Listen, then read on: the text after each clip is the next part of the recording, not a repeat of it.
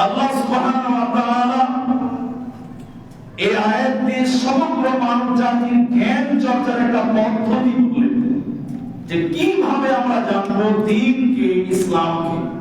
তাই আমরা আজকে জানবো রমজানের মাসাইল, রমজান মাসের রোজার এবং রমজানের খুঁটিনাটি কিছু বিষয়।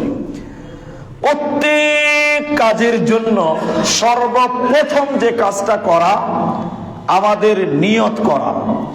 আজকে সিয়াম পালন করেছেন, আগামী কালকে অথবা গত রাতে আপনি নিয়ত করেছেন,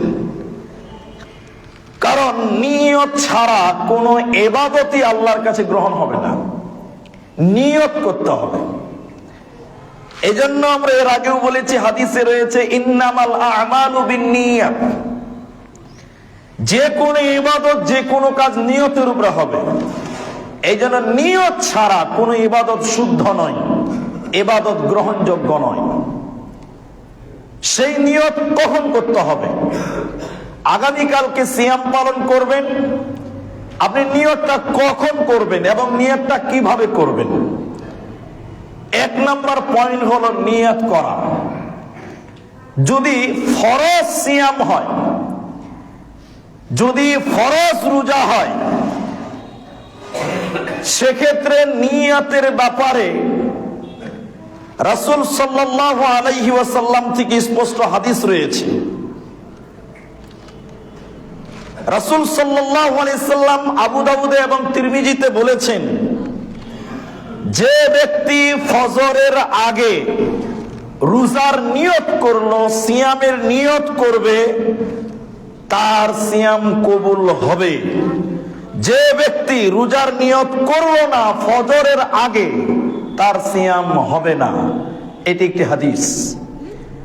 যে ব্যক্তি ফজরের আগে নিয়ত করলো, তার রোজা কবুল হবে। যে ব্যক্তি ফজর হয়ে গেল অথচ নিয়ত করলো না, তার রোজা হবে না। এটি একটি হাদিস। ফরজ ইবাদত, ফরজ রোজার ক্ষেত্রে এটি ফিকহি মাসআলা অনুযায়ী, হানাফি মাযহাবের ফিকহ অনুযায়ী মুহাদ্দিসদের মত, সুবহ সাদেক থেকে শুরু করে অর্ধেক দিনের মধ্যে যদি কেউ খাওয়া দাওয়া না করে, রোজা ভঙ্গ হবে এমন কাজ না করে, তাহলে সুবহ সাদেক অর্থাৎ ফজর থেকে রাত্রে করা উত্তম। কিন্তু দুপুর পর্যন্ত অর্থাৎ অর্ধেক দিনের মধ্যে নিয়ত করলেও রোজা হয়ে যাবে। এটি হলো ফিকহি মাসালা। কিন্তু নফল রোজার ক্ষেত্রে নিয়ত আলাদা। নফল রোজার ক্ষেত্রে নিয়ত আলাদা। এই জন্য আয়েশা রাদিয়াল্লাহু তাআলা আনহা থেকে বর্ণিত, তিনি বলেন, রাসূল সাল্লাল্লাহু আলাইহি ওয়াসাল্লাম একদিন সকালবেলা আমাদের কাছে আসলেন, স্ত্রীদের কাছে এসে বললেন, বাড়িতে কোনো খাবার জিনিস আছে? সকালবেলা ঘরে কি কোনো খাবার আছে, খাবার জিনিসপাতি আছে? তা আমরা বললাম, স্ত্রীগণ বললেন লা, নেই। তখন নবী বললেন, ঠিক আছে, তাহলে আমি আজকে রোজা রাখলাম সকালবেলা। এটা হলো নফল রোজা। কিন্তু ফরজ রোজার ক্ষেত্রে হাদিস যদি দেখেন, তাহলে ফজরের আগে আপনাকে নিয়ত করতে হবে। এটাই হলো সবচেয়ে উত্তম, এটাই হলো সবচেয়ে গুরুত্বপূর্ণ পয়েন্ট। ফজরের আগে যদি আপনি নিয়ত করেন, যেমন রাত যখন আপনি ঘুমাতে যাচ্ছেন, রাত তখন 10টা-11টা বাজে, নিয়ত করলেন ইনশাআল্লাহ আগামীকালকে আমি সিয়াম পালন করব, নিয়ত করেছেন, এই নিয়ত যথেষ্ট। এই নিয়ত যথেষ্ট। কোনো কারণে ভোর রাতে চেতন পাননি, পেলেন তো পেলেন, সকাল 8টার সময় ঘুম ভাঙলো, আপনার রোজা হয়ে যাবে, সাহারি খেতে হবে না, আর নিয়ত করতে হবে না। ওই যে নিয়ত করে ঘুমিয়েছেন, ওটাই যথেষ্ট। নিয়ত মানে হলো অন্তরে পরিকল্পনা করা, একটা নিয়ত করা আর একটা নিয়ত পড়া। যদিও এদেশের হাজারো মসজিদে নিয়ত পড়া হচ্ছে, আর নিয়ত জোরে জোরে মাইকে পড়ছে এবং মানুষদেরকে পড়াতে বলছে। এই জন্য বাংলাদেশের একজন বিখ্যাত আলেমে দ্বীন আব্দুল্লাহ জাহাঙ্গীর রাহিমাহুল্লাহ তিনি বলছেন, কেউ যদি নিয়ত পড়ে, রোজার নিয়ত পড়ে, যে দোয়া আপনারা শুনেছেন মোবাইলে মাইকে শোনেন, তাহলে তার রোজাই হবে না। কেন হবে না? এবার দেখেন নিয়তটা বলি। মানুষেরা যে নিয়ত পড়ে এলাকাতে, যে মসজিদ গুলোতে পড়া হয়, সে নিয়ত কি? নাওয়াইতু আন আসুমা গাদান। আমি বাকিটা বললাম না, এটুকুই রাখলাম আজকের জন্য। এর মানে কি? নাওয়াইতু,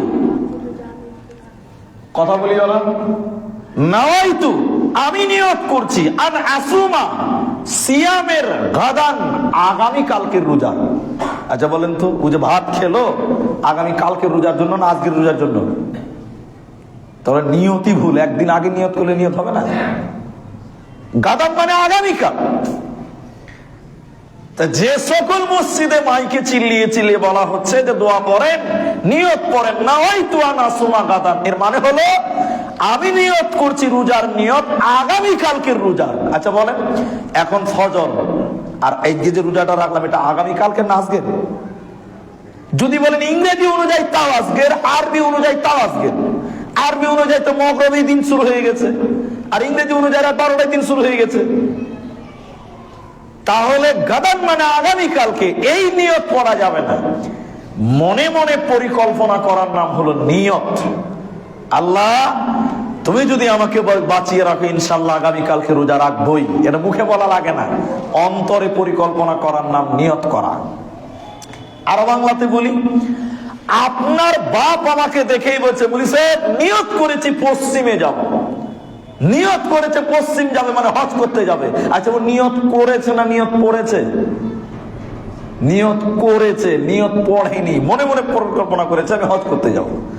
তাহলে নিয়ত করতে হয়, নিয়ত পড়তে হবে না। কথা কি বুঝাতে পারলাম?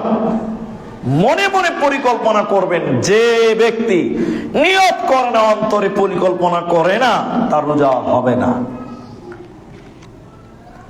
দ্বিতীয় নম্বর, রমজানের জন্য অত্যন্ত জরুরি মাসআলা হলো, মাসাইল হলো, এটা অত্যন্ত দুঃখজনক। আজ ভারতবর্ষে, আমার দেশে বিভিন্ন মসজিদে রাত 2টো থেকে মাইক চালু চলে। আজও বিভিন্ন এলাকায় রাত 2টোর সময় আজান দেওয়ার পরে মুলবি সাহেবের গলার সুর কত, ত্রিভুবনের প্রিয় মোহাম্মদ, লম্বা লম্বা গাজাল বলছে, আর কোরআন তেলাওয়াত করছে, আর দোয়া দুরূদ বলছে, আর গজল বলছে, কেরাত তেলাওয়াত করছে। নার বক্তব্য রাত 2টো থেকে একরকম চলছে, একেবারেই চলবে না। এবার আপনাকে কয়েকটি পয়েন্ট আপনাকে মনে রাখতে হবে। দুঃখ নেওয়ার কোনো অবকাশ নাই, শরীয়তকে শরীয়তের মতন করেই গ্রহণ করেন। এক, আপনি যখন মুলবি সাহেব, আমি যখন মুলবি সাহেব রাত 2টোর সময় মাইকে গজল আর বক্তৃতা শুরু করলাম, এই গ্রামে প্রায় বাড়িতে নাবালক বাচ্চা আছে। এবার আপনি বলেন, নাবালক বাচ্চার রাতের ঘুম নষ্ট করার অধিকার কে দিয়েছে বলেন? ও তো রোজা রাখবে না। ওই টাইমে অনেক মুসল্লি আছে, তাহাজ্জুদে গুজারি আছে, ও তো নামাজ পড়বে। তুমি গাজাল বলে তার নামাজে ডিস্টার্ব করলে কেন? ওই টাইমে কত বাড়িতে বয়স্ক বয়োবৃদ্ধা মা যারা রোজা করতে পারে না, তাদের শরীর খারাপ, ঘুমিয়ে আছে। তুমি মুলবি সাহেব রাত 2টোর সময় মাইক চালু করে একদম লম্বা টানে গাজাল আরম্ভ করে দিলে, ওই অসুস্থ মানুষকে কষ্ট দিয়েছো, ঘুম ভেঙেছো, এর জন্য জবাব কে দিবে বলো? এর জন্য জবাব তোমাকেই দিতে হবে। এ সমাজে হাজারো মেয়েদের মেন্স হয়েছে, হাইজ হয়েছে, নাপাক রয়েছে, তারা রোজা রাখবে না, তারা ঘুমাবে, তার ঘুমের অধিকার আছে। তুমি মাইক চালু করে তার ঘুম নষ্ট করলে কেন বলো? এই জন্য রমজান মাসের গুরুত্বপূর্ণ জানার বিষয় হলো, অনেক মানুষ মনে করেন যে আগেকার মুলবিরা রাতে গাজাল বলতো, আগেকার মুলবিরা রাইকে ডাকাডাকি করতো, এখনকার মুলবিরা করে না। এখনকার মুলবিরা করে না, না এখনকার মুলবিরা সচেতন। এইভাবে কাউকে কষ্ট দেওয়ার নেই। যারা রোজাদার তাদের জন্য কি করতে পারবেন? যারা রোজা রেখেছে, রোজাদার ব্যক্তি, তাদের জন্য আপনি কি করতে পারেন? তাদের জন্য আজান দিতে পারেন। বাস 2 মিনিট লাগবে, 3 মিনিট লাগবে। আপনি কারি সাহেব, আপনার 5 মিনিট লাগবে, বাস আজান দিয়ে দেন, মাইক বন্ধ। কারণ আমি ভুক্তভোগী, আমি দেখেছি, আমার বাড়িতেও ছেলে মেয়ে আছে, আমি দেখেছি যখনই মাইকে লাউড স্পিকারে যখন রাত 2টোর সময় এক একজন মসজিদে যখন মুখে বলতে বলতে ক্লান্ত হয়ে যাচ্ছে, তখন মোবাইল চালু করে দিচ্ছে। তোর ঘুমের 12টা বাজিয়ে দিলাম। মোবাইল চালু করে দিয়ে মানুষকে নষ্ট করছে। কত মানুষ অসুস্থ রয়েছে, ঘুমাতে পারছে না। কত মানুষ, কত নাবালক বাচ্চারা কান্নাকাটি করছে, মায়েরা রান্না করতে পারে না। তোমাকে এই দায়িত্ব কে দিয়েছে? পাড়া প্রতিবেশী যদি কেউ হিন্দু থাকে, অমুসলিম গায়ের মুসলিম থাকে, তার ঘুমের বিঘ্নতা ঘটাবে তোমাকে অধিকার কে দিয়েছে বলো? আল্লাহর কাছে জবাব দিতে হবে। বরং কি করতে হবে? হাদিস আছে, ইন্না বেলালান ইউযিনু বেলালান, রাসূল বললেন যখন বেলাল আযান দিবে তখন তোমরা সাহারি খাও। যখন তোমরা বেলাল আজানে শুনবে বেলালের, তখন তোমরা সাহারি খাও, সাহারি রেডি করো, সাহারি খাও। 1 2, যখন অন্ধ সাহাবী আব্দুল্লাহ ইবনে উম্মে মাকতুম আজান দিবে, সাহারি খাওয়া বন্ধ করে দাও। তাহলে কি বোঝা গেল? সাহারির জন্য মানুষদেরকে আজান দেওয়া যেতে পারে, যা হাদিস থেকে প্রমাণ। আর আপনি বারবার মাইকে গাজাল বলছেন, ডিস্টার্ব করছেন, আর 10 মিনিট আছে, আর 5 মিনিট আছে। এখনো কি 1962 সনে বাস করছেন নাকি? সবার কাছে মোবাইল আছে, সবার কাছে অ্যালার্ম ঘড়ি আছে, এরপরে বারবার ডিস্টার্ব করার কোনো দরকার নেই। এই জন্য যদি করেন পাপ হবে, অন্যায় হবে। আল্লাহ রাসূল বলছেন, আল মুসলিমু মান সালিমাল মুসলিমুনা মিন লিসানিহি ওয়া ইয়াদিহি। প্রকৃত মুসলিম তো সেই যার হাত এবং মুখ দ্বারা অন্য মুসলিম নিরাপদ। তা আপনি মুখ দিয়ে ব্যাক ব্যাক ব্যাক ব্যাক করতে করতে কত মানুষকে কষ্ট দিলেন বলেন তো? আপনি মুসলিম? আপনার মানবতা আছে? আমাদের তো মানবতাই নেই। বিবেচনা যদি থাকতে এইভাবে মানুষকে কষ্ট দিবে না। এই জন্য কেউ আফসোস করবেন না যে মুনি সাহেব রাতে একটু গাজাল বলিও, একটু কেরাত করিও, একটু বক্তব্য দিও। এটা বিবেচনা করবেন, আরো বুঝতে পারবেন আমাদের জুমার খুব আরো টপিক আছে, আরো আগে নিয়ে যেতে হবে। তাহলে রমজানের জন্য মানুষকে ডাকার জন্য শুধুমাত্র আজানটা দেন, আজান দিন। ইনশাল্লাহ যারা রোজাদার তারা সচেতন, তারা ডেকে যাবে, তারা উঠে যাবে ইনশাল্লাহ। এইভাবে মানুষকে, জাতিকে কষ্ট দিয়ে পরকাল হারালে আল্লাহর কাছে কি জবাব দিবেন বলেন? এরপরে রমজানের মাসাইল, 3 নম্বর মাসাইল হলো রমজান মাসে যারা বিবাহিত পুরুষ তারা দিনের বেলায় যেন স্ত্রী মিলন না করে। যারা বিয়ে করেছেন, যারা বিয়ে করবেন, উভয়ের জন্য রমজান মাসে দিনের বেলায় যেন তারা স্ত্রী মিলন না করে। তবে স্ত্রীকে চুম্মা দেওয়া যাবে, এটা লজ্জার কথা নয়, জানার কথা। স্ত্রীর হাত ধরতে পারবেন, স্ত্রীকে চুমা দিতে পারবেন, স্ত্রীর গালে চুমা দিতে পারেন, স্ত্রীর কপালে চুমা দিতে পারেন রোজা অবস্থায়, যদি আপনি সংযম করতে পারেন, কন্ট্রোল করতে পারেন। আর যদি চুম্মা দিতে যে স্ত্রীকে মহব্বত করতে যে গালে চুম্মা দিতে যে কপালে চুম্মা দিতে যে বীর্যপাত হয়ে যায়, তাহলে রোজার 12টা বেজে যাবে। এই জন্য যদি সতর্কতা অবলম্বন করতে পারেন তো। কেন যে আয়েশা রাদিয়াল্লাহু তাআলা আনহা থেকে হাদিস রয়েছে, উম্মুল মুমিনিন আয়েশা রাদিয়াল্লাহু তাআলা আনহা বলেন, নবী সাল্লাল্লাহু আলাইহি ওয়াসাল্লাম আমাদেরকে চুমা দিতেন, তবে তিনি ছিলেন তোমাদের মধ্যে সবচেয়ে বেশি সংযমী, তিনি কন্ট্রোল করতে পারতেন। এজন্য স্ত্রীকে চুমা দিতে পারা যায়। স্ত্রীকে চুমা দিলে রোজা নষ্ট হয় না, কিন্তু দিনের বেলায় স্ত্রী চুমা দিলেও রোজা নষ্ট হবে না। কিন্তু যদি স্ত্রী মিলন করেন, এক কথায় সহবাস করেন, তাহলে রোজা নষ্ট হয়ে যাবে। হাদিস বুখারীর হাদিস, মুসলিমের হাদিস। আবু হুরায়রা রাদিয়াল্লাহু তাআলা আনহু থেকে বর্ণিত, তিনি বলেন রাসূল সাল্লাল্লাহু আলাইহি ওয়াসাল্লাম ইজা জাআ রাজুলুন ফাকাল, একজন লোক এসে বললেন, ইয়া রাসূলুল্লাহ সাল্লাল্লাহু আলাইহি ওয়াসাল্লাম, হালাকতু, আমি ধ্বংস হয়ে গেলাম। রাসূল বললেন, একজন লোক ইজা জাআ রাজুলুন, একজন লোক এসে আসলো, ফাকালু, সে বলল, ফাকালা, সে বলল, ইয়া রাসূলুল্লাহ হালাকতু, আমি ধ্বংস হয়ে গেলাম। নবী বললেন, মা হালাকতা, কে মা হালাকা, কে তোমাকে ধ্বংস করলো? তখন সে বলছে, ইয়া রাসূলুল্লাহ, আমি রমজান মাসে স্ত্রী মিলন করেছি, দিনের বেলায় স্ত্রীর সঙ্গে সহবাস করেছি, আমি ধ্বংস, আমি বরবাদ। নবী সাল্লাল্লাহু আলাইহি ওয়াসাল্লাম বললেন, তোমার জন্য কঠিন কাফারা, এক গোলাম আজাদ করোগা। মানে আগেকার জামানায় মানুষকে কিনে পাওয়া যেত, আমি একটা গোলাম কিনেছি, একজন মানুষকে কিনে নিয়েছি, টাকা দিয়ে কিনেছি, ও গরিব মানুষ, ওকে কিনে নিয়েছি 1 লাখ টাকা দিয়ে। আগেকার জামানায় মানুষ কিনতে পাওয়া যেত কাজের জন্য। এবার ওই লোকটা আমার গোলাম, কিনা গোলাম। এবার আপনার দেখে খুব কষ্ট হয়, ইস এটা গরিব মানুষকে এত খাটায়। তখন আপনি ভাবছেন এই গরিবটাকে যদি মুক্তি করতে পারতাম, তো মুক্তি করবেন কি করে? আমি আপনাকে আবার বিক্রি করে দিলাম, 1 লাখ টাকা লাগবে, তাহলে আমি গোলামটা তোমাকে বিক্রি করে দিব। তখন আপনি নিজের থেকে 1 লাখ টাকা দিয়ে গরিবকে কিনে বলে, যা তোকে আমি মুক্তি করে দিলাম। একে হলো মুক্তি করে দেওয়া। তো রাসূল তখন তাকে বললেন, তুমি দিনের বেলায় স্ত্রী মিলন করেছো, তো বড় পাপ, বিশাল অন্যায়। তখন তার সমাধান নবীজি বললেন, একজন গোলামকে মুক্তি করে দাও, অনেক টাকার ব্যাপার, অনেক পয়সা লাগবে। লোকটা বলছে, হুজুর গরিব মানুষ, আমি তো পারবো না, আমি তো পারবো না। লোকটা এরপরে রাসূল সাল্লাল্লাহু আলাইহি ওয়াসাল্লাম বললেন, তুমি একটানা তাহলে 2 মাস রোজা রাখো গা, একটানা নন স্টপ 2 মাস রোজা রাখো গা। লোকটা বলছে, আল্লাহ নবী, 1 মাস রোজা রাখতে গিয়েই তো ব্রেক করতে পারি না, কন্ট্রোল করতে পারি না, আবার একটানা 2 মাস, মাঝে মধ্যে না, একটানা একটা বাদ দেওয়া যাবে না, 2 মাস নবী কন্ট্রোল করা যাবে না। আমি তো গরিব মানুষ, আমি তো পারবো না। তখন নবী সাল্লাল্লাহু আলাইহি ওয়াসাল্লাম 3 নম্বর অপশন বললেন, 60 জন মিসকিনকে খাওয়াবা, 60 জন মিসকিন। মাসলা অনেক জটিল, আমি নিজে দেখেছি, আমার জীবনে ব্যক্তি, আমার কাছে এই প্রশ্ন এসেছে, আমার কাছে এই ফতোয়া এসেছে, তাই আমি জানি।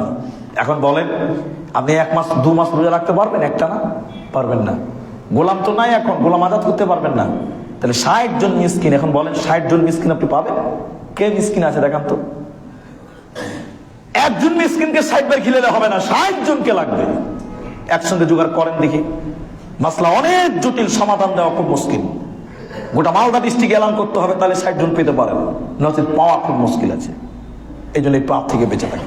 লোকটা বলছে, আল্লাহ নবী, আমি তো গরিব মানুষ, তো আমি 60 জন মিসকিন খিলাই কি করে?